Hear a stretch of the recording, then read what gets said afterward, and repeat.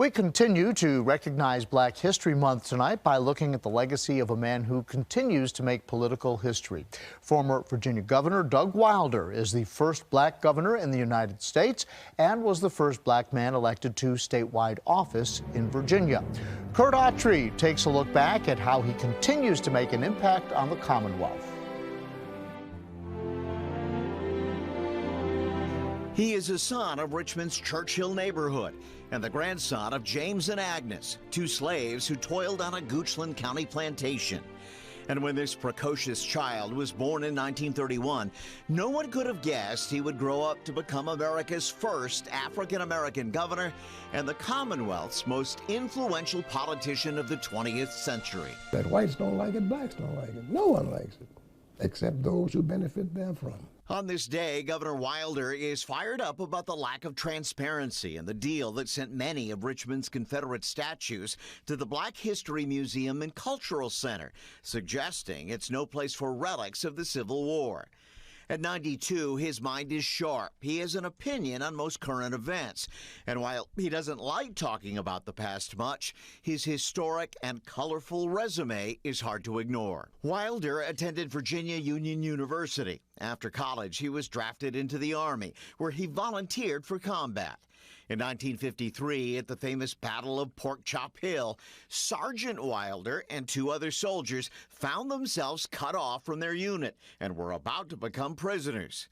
But Wilder turned the tables on the enemy by bluffing, convincing 19 North Korean soldiers to surrender, a move that won him the Bronze Star. After the war, he worked at the State Toxicology Lab, saving enough money to put himself through law school at Howard University.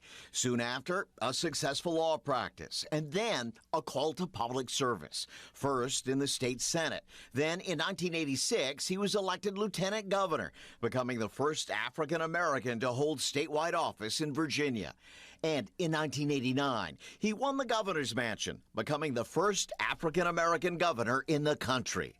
Along the way, Wilder became well known as someone who consistently put people over party, something in today's divisive political climate he fears most politicians are no longer willing to do. I am very concerned, Kurt, that the nation, not just here in Virginia, the nation is headed to us and them, and that's not good.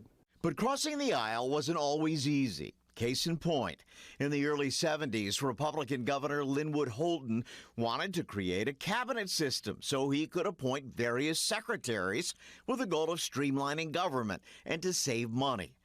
But Democrats hated the idea, except one. When that vote came about, I cast a tie-breaking vote against leaders of my party. And they thought it was the worst thing in the world, voting with him? I said, yes, I am voting with him because I happen to believe in it. The name L. Douglas Wilder is indelibly etched on the city of Richmond and likely will be for generations to come.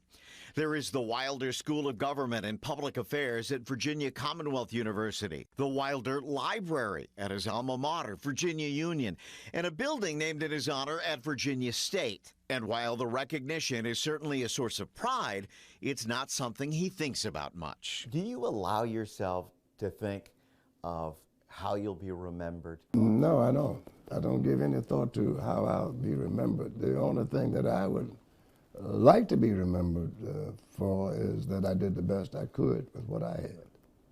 That's all I would like to be remembered for.